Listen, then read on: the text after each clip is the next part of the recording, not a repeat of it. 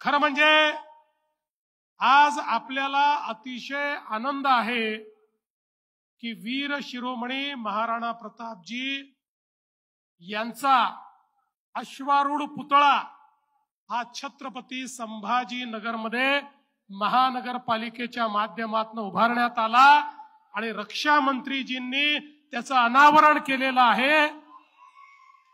संजय भाऊंनी सांगितलंय खरंय, हे छत्रपती संभाजीनगर आहे। एकीकडे छत्रपती शिवाजी महाराज आहेत आणि दुसरीकडे वीर शिरोमणी महाराणा प्रताप आहेत।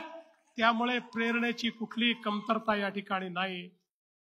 पंडित नरेंद्र मिश्र आपल्या कवितेत म्हणतात, राणा प्रताप इस भारत भूमि के मुक्ति मंत्र का गायक है। राणा प्रताप आजादी का अपराजित काल विधायक है।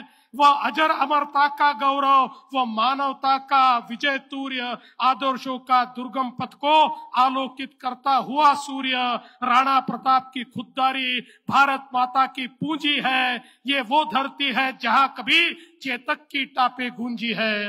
अशा प्रकारे त्यांचं जे वर्णन या ठिकाणी करण्यात आलेलं आहे।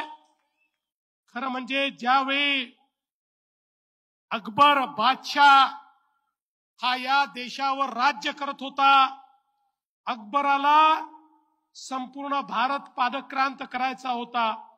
अकबराला हे माहिती होतं की गुजरातवर जर राज्य करायचं असेल तर राजस्थानचा मार्ग आहे, जो मोकळा झाला तर गुजरात आणि पलीकडचा सगळा भाग हा मला जिंकता येईल।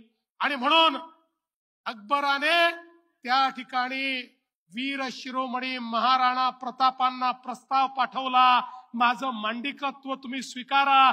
तुम्ही जर माझं मांडलिकत्व स्वीकारलं तर मी तुम्हाला त्या ठिकाणी 5000 मनसबदार म्हणून या मुघली साम्राज्याचा एक पदवी तुम्हाला देईल आणि तुमच्या संपूर्ण भागामध्ये केवळ तुमचं राज्य राहील, तिथे कोणीही तुमच्यावर आक्रमण करणार नाही।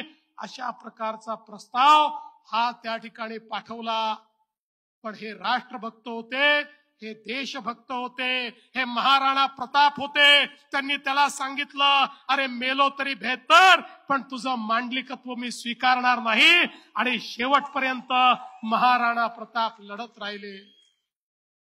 असे फार या देशामध्ये एकीकडे महाराणा प्रताप आहेत, दुसरीकडे छत्रपती शिवाजी महाराज, छत्रपती संभाजी महाराज आहेत, तिकडे गुरु तेग बहादूर आहेत की ज्यांनी आपल्या जीवनाचं बलिदान दिलं पण मोगलांचं मांडलिकत्व स्वीकारलं नाही।